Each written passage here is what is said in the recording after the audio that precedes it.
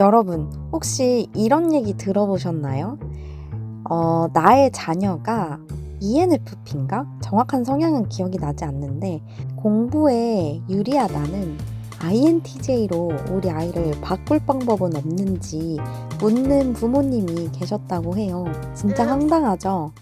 그런데 저는 지금 우리가 열광하는 이 바이링구얼 육아도 이거랑 별반 차이가 없다라는 생각이 들어요. 한국인이라는 고유한 특성을 가진 우리 아이를 있는 그대로 사랑하는 게 아니라 내가 원하는 조각상을 만들기 위해서 수없이 깎아내고 망치질을 하고 있잖아요. 제가 이번 영상 만들려고 조사를 하면서 진짜 충격적인 실상을 봤거든요. 유명한 공부하시는 분들, 또 어떤 책의 저자들, 이런 분들의 컨텐츠들을 보다 보니까 아이들이 영어를 거부하는 시기가 있었다는 거예요. 어떤 컨텐츠에서는 자신의 아이가 영어를 1년이나 살벌하게 거부를 했던 시기가 있었다고 하고, 또 어떤 컨텐츠에서는 영어로 엄마가 이야기를 할 때 영어 하지 마 라고 짜증을 내기도 했다고 해요. 그런데 제가 더 소름이 돋았던 건 아이들이 이 온몸으로 거부를 하는 이 신호를 그냥 무시하고 다시 이런 식으로 노출해라, 저런 식으로 노출해라 라고 조언을 하고 있더라고요.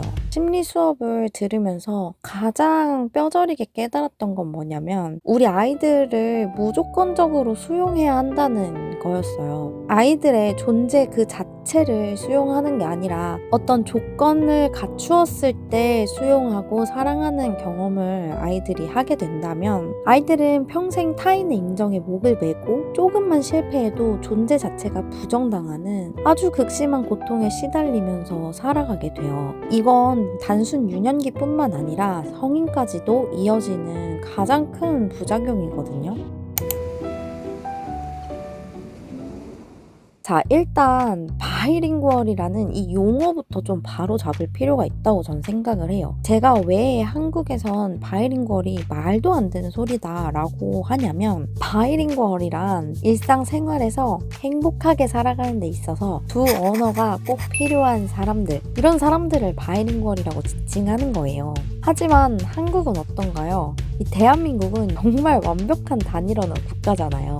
편의점에서도 놀이터에서도 영어를 안 써서 소통이 안 되는 상황은 단 한 번도 없죠. 그러니까 이렇게 영어가 철저하게 외국어인 EFL 환경인 한국에서 바이링구얼이라는 말 자체가 지금 모순이 되고 있잖아요. 근데 이 정의에서도 한참 벗어난 우리 자녀에게 이중 언어자로 만들기 위해서 엄마나 아빠 중에 영어를 정말 편안하게 구사하는 사람이 단 한 명도 없는데 인위적으로 영어에 대한 인풋을 엄마가 한다? 이것도 진짜 말이 안 되는 거죠.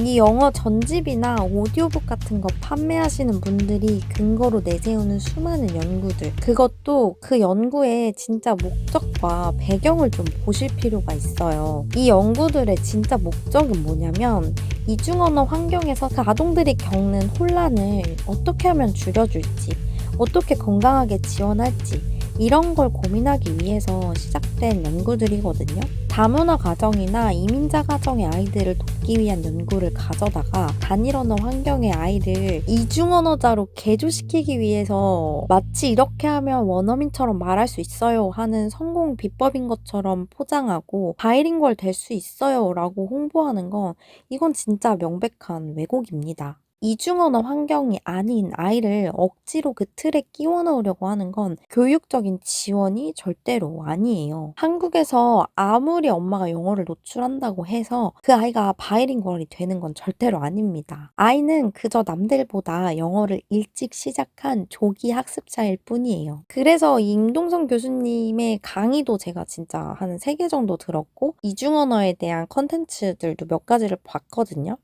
여기서 계속 동일하게 경고하는 게 이거예요.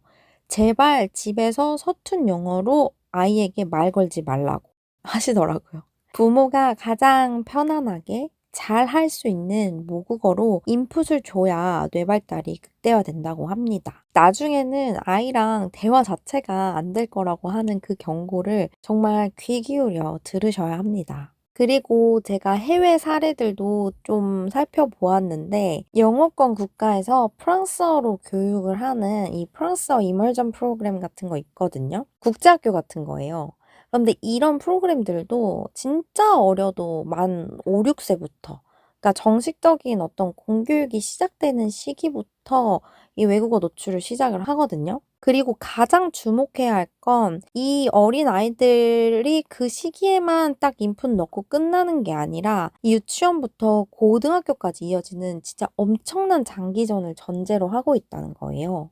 이게 왜 그러냐면 이중 언어라는 건 결국에는 이 두 가지 언어를 모두 능숙하게 사용하기 전까지는 모국어가 일시적으로 좀 지연이 되는 하락하는 리스크가 있기 때문에 장기전으로 보면서 아동의 뇌가 발달하고 체계적인 회복 세션을 가지면서 모국어와 외국어 두 가지를 다 잘 할 수 있도록 이런 인프라와 장기적 계획을 갖추고서 하게 되는 진짜 어려운 과정이에요. 그런데 이걸 집에서 특히 이 영유아 시기에 잠깐 노출을 해주고 결국에 이 아이들 초등학교 어디로 갈 건가요? 중학교는 어디로 갈 거예요? 그 이후에 만약에 단절된다고 한다면 이거는 모국어가 진짜 폭발적으로 발달해야 되는 시기에 오히려 모국어 사고력만 망가뜨리고 정작 영어 실력은 그냥 제자리인 최악의 결과를 초래할 뿐이잖아요. 그래서 영어는 뇌가 성숙하고 모국어가 탄탄해진 초등학교 3학년에 시작해도 전혀 늦지 않기 때문에 저는 민우의 영어를 초3 이전에는 시킬 생각이 정말 전혀 없습니다. 이 많은 공구 판매자분들이 주장하는 그런 학습의 방식들이 있죠. 자연스럽게 일상에서 엄마와 소통하면서 습득하게 하라. 이거는 나쁜 방법은 아니에요. 다만 그 시기가 중요한 거죠. 그래서 이러한 인풋과 아웃풋을 자유자재로 할 수 있는 인지 능력이 발달한 그때 시작하면 영유아기 3년치 분량 단 몇 개월만 해도 끝낼 수 있어요. 영어는 이렇게 나중에 언제든 채울 수 있는 가구 같은 거거든요. 하지만 아동이 부모로부터 받는 무조건적인 사랑과 존재에 대한 수용은 이 아이들이 성인까지 건강하게 자랄 수 있는 집의 기둥과도 같은 것들이에요. 가구들만 즐비하게 늘어놓는다고 해서 멋진 집이 지어질 수 없는 것처럼 있는 그대로의 우리 아이들의 모습을 바라봐 주시고 네가 영어를 잘하든 못하든 네가 체육을 잘하든 못하든 네가 밥을 잘 먹든 안 먹든 난 너를 정말로 사랑하고 있어 라는 걸 부모님의 가장 편안한 모국어로 많이 느낄 수 있는 소통을 해주시면 좋을 것 같습니다. 다음 3편에서는 좀 더 충격적인 이야기를 해볼까 해요. 이 영어 노출이라는 명목 하에 아이들에게 던져지는 미디어, 이 미디어가 아이의 뇌를 얼마나 망가뜨리는지 다뤄보도록 하겠습니다.